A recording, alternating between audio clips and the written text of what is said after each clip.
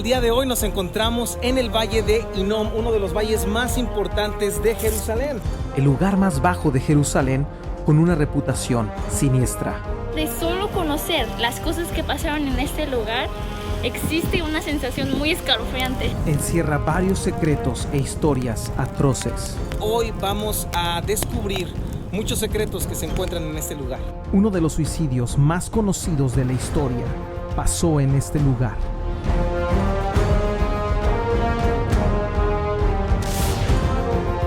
La tumba de un sacerdote corrupto del templo de Jerusalén se encuentra aquí. Este lugar es impresionante. Y llantos de niños siendo quemados hacen eco en este valle. Quisimos comprobar la acústica de este valle, que pudo haber reproducido los sonidos más tormentosos que solo un alma inocente puede emitir, y el resultado nos dejó impactados. ¡Se escucha!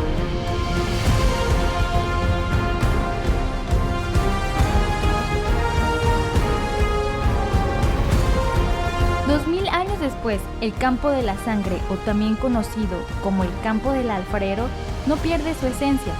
La muerte y el barro son testimonios de estas historias. Prepárate para conocer el lugar donde el gusano nunca muere y la llama nunca se apaga.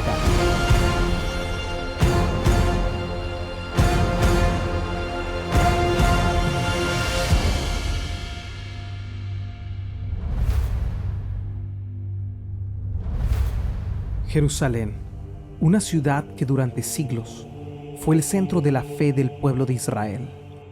El templo que Salomón edificó fue el santuario de adoración más importante de Judá, pero no siempre fue así. Antes de la conquista del rey David, los jebuseos habitaban la ciudad, y a pesar de que Israel tuvo instrucciones claras que al conquistar la tierra no debían rendir culto a los dioses cananeos, dieron sus hijas a los hijos de ellos. Pero la peor parte es que comenzaron a rendir culto a sus dioses. En nuestro último episodio exploramos el torrente de Cedrón, al este de la ciudad de Jerusalén, donde vimos estructuras de más de 2000 años de antigüedad, y de acuerdo a los profetas, aquí se llevará a cabo uno de los juicios del fin. Y hoy continuamos en la parte oeste, en el valle más siniestro de la historia de Jerusalén.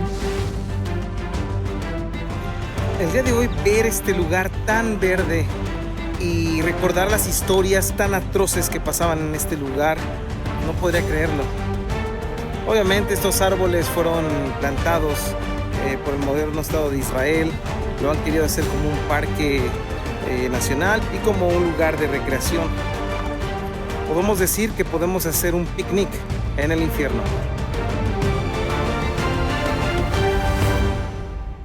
En las escrituras hebreas aparece aproximadamente 9 veces la palabra Tofet.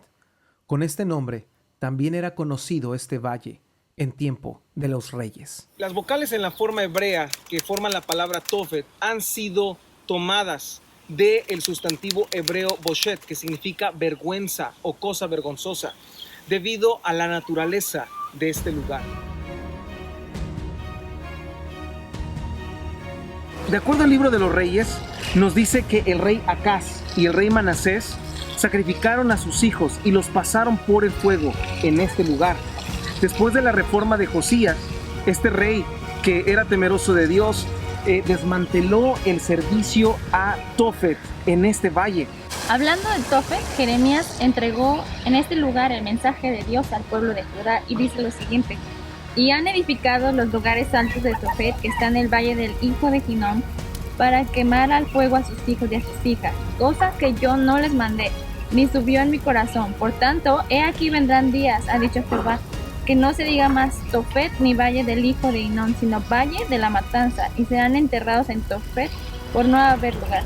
Y serán los cuerpos muertos de este pueblo para comida de las aves del cielo y de las bestias de la tierra, y no habrá quien las espante. El profeta Jeremías predicó con un énfasis muy importante en desmantelar este lugar, porque este lugar había sido un lugar de profanación al nombre de Jehová. Recordemos que Jehová había puesto su nombre en esta ciudad específicamente.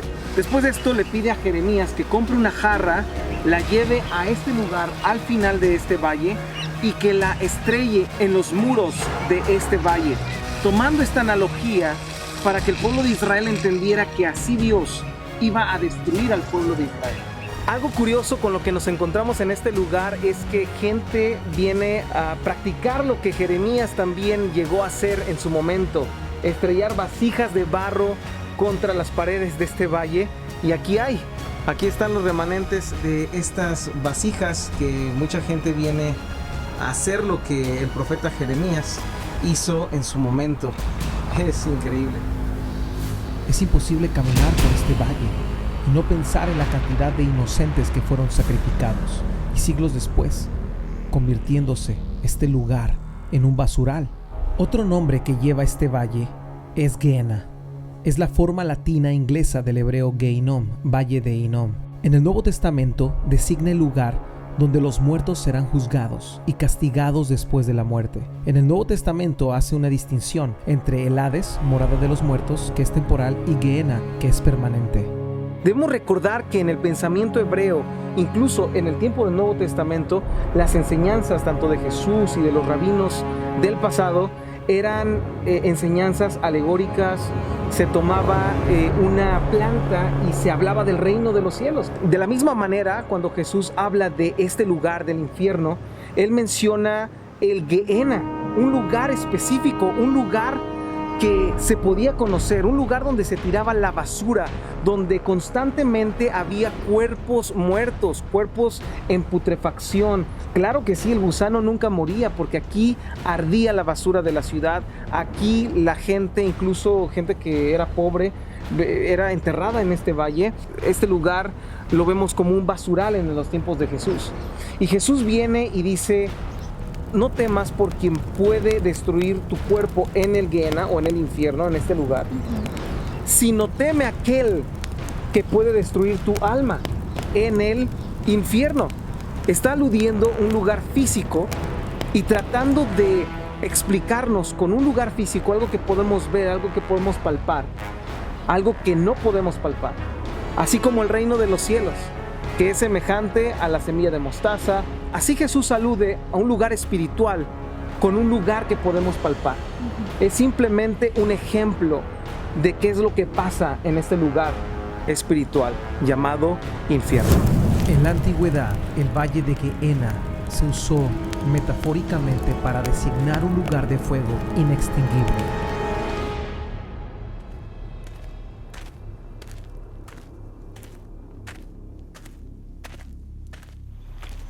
Este lugar es impresionante.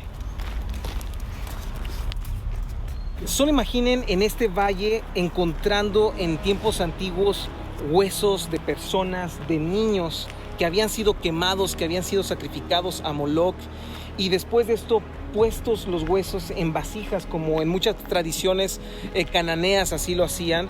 Incluso hay evidencia de esto en otros países donde los cananeos llegaron. En África, en África, ¿verdad? Entonces, nada más de pensar esto es aterrador.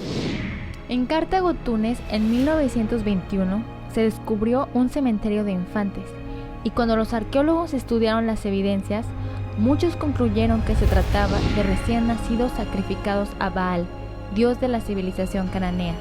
Cuando Israel conquistó Cana, los pobladores emigraron al norte de África.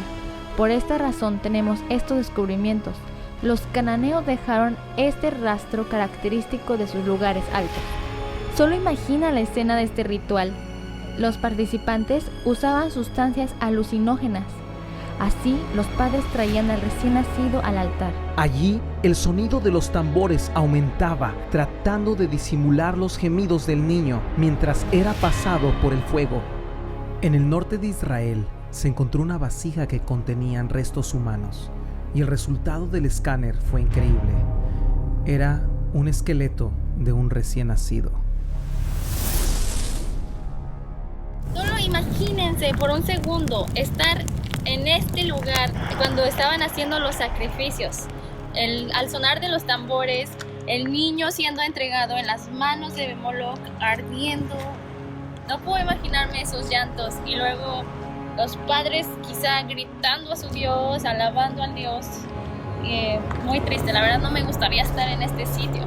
Y es verdad, solo imagínense los llantos. Este lugar hace naturalmente un eco impresionante y por eso es que el llanto de un niño podía ser escuchado de punta a punta y por eso utilizaban tambores.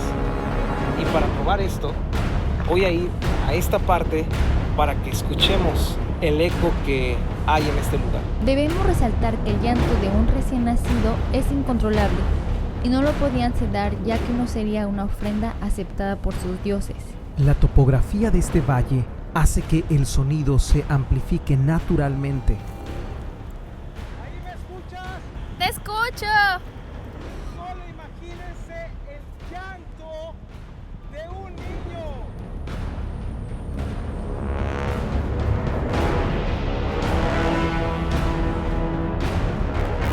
Es conocido que en otras culturas, aún en otros continentes, el sacrificio de vidas humanas era practicado, y al caminar por este valle, muchos pensamientos invadieron nuestra mente, y uno de ellos fue: esto pasó hace más de 2000 años, pero ¿será que existen estas prácticas en pleno siglo XXI? Y si es así, ¿de qué forma? O peor aún, ¿a cambio de qué?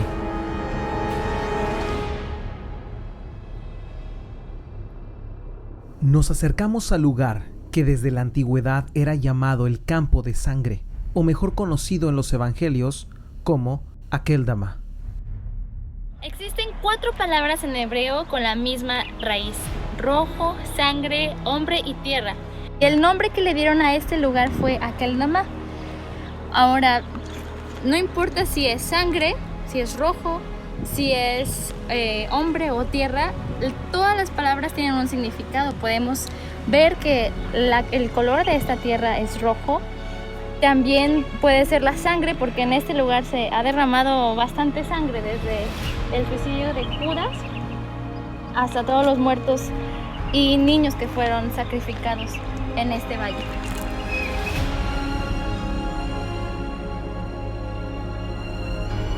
Hemos llegado al sur del valle de Hinnom, es la parte más baja de este valle y en esta área hay alrededor de 80 tumbas, 80 lugares de entierro del tiempo de Jesús. Y una de las grandes joyas que encontramos aquí y que no muchos visitan es justamente el sepulcro de la familia del sumo sacerdote Anás.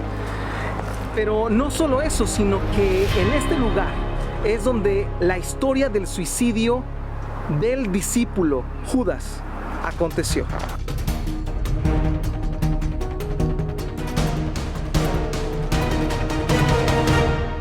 Ahí está el Monte de los Olivos justo frente a nosotros. Aún se sigue viendo cuerpos muertos, en esta ocasión de animales. Y es impresionante que hasta el día de hoy este valle sufre constantemente de incendios provocados por la gente, o a veces incendios porque es muy caliente en la zona. Este remanente del acueducto de los Cruzados es una de nuestras pistas para encontrar las tumbas sacerdotales.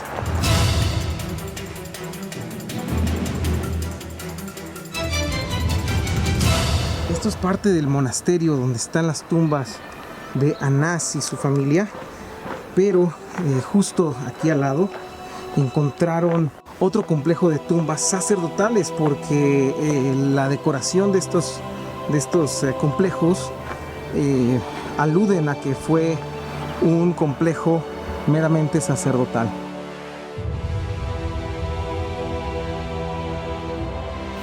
Justo estamos dentro de el acueducto de los Cruzados y justo aquí en la parte más profunda de este complejo justamente se encontró este complejo de tumbas, y miren qué impresionantes, están decoradas, incluso hasta el día de hoy se ve la decoración de muchas de ellas. Aquí se une la memoria de dos personajes que en algún tiempo se reunieron para hacer el negocio más conocido en la historia, la entrega de Yeshua por 30 siclos de plata. La famosa tumba del sumo sacerdote Anás permanece hasta nuestros días aquí, con las mismas decoraciones que existían en el templo. En la tradición judía, este sacerdote se conoce como uno de los sacerdotes más corruptos del templo.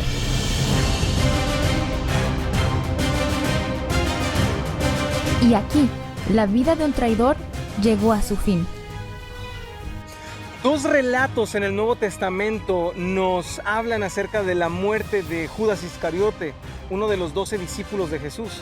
Y estamos justo en el inicio de lo que se conoce como el campo del alfarero, justo en la parte sur de este valle. Y solamente al visualizar la geografía de este lugar y la topografía, vemos claramente que estos lugares realmente son precipicios. Imagínense, estamos justamente en el lugar donde posiblemente Judas Iscariote se suicidó después de haber entregado al maestro.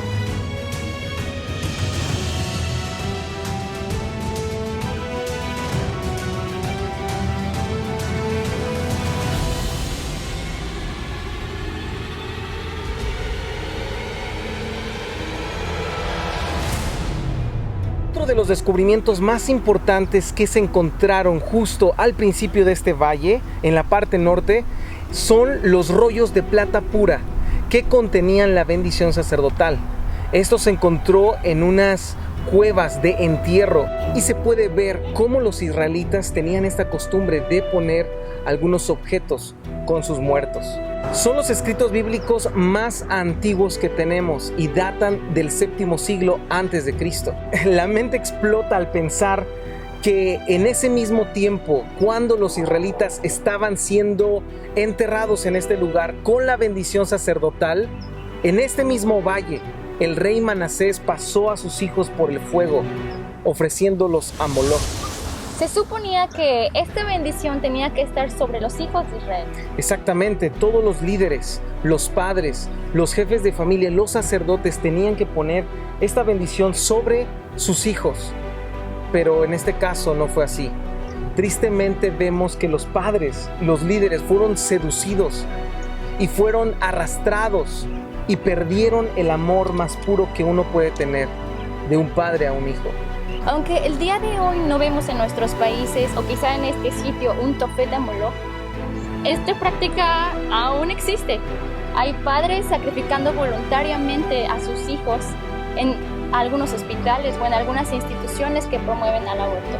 Es triste cómo instituciones promueven el aborto como algo natural y no sabemos que estamos entregando a nuestros hijos de forma voluntaria a estas acciones despiadadas y sin amor. Por esta razón, la nación de Judá fue a exilio, fue destruida. Incluso la escritura dice de el rey Manasés que fue un rey que derramó mucha sangre y que la sangre que derramó llegó a extremo de Jerusalén a otro extremo. Este periodo fue muy trágico para la nación de Israel. Al final, Manasés fue capturado y fue llevado prisionero a Babilonia, y ahí fue donde él clamó al Dios de sus padres, convirtiéndolo en su Dios. Manasés se arrepintió. Esto nos muestra claramente que en exilio, aún en las partes más bajas que una persona pueda llegar, puede haber restauración. Y así fue con Manasés. Y la vida de Manasés, uno de los reyes que profanaron este lugar, que profanaron el nombre de Dios en Jerusalén, este hombre al final de sus días, la escritura dice, se arrepintió, oró a Dios y Dios lo restauró.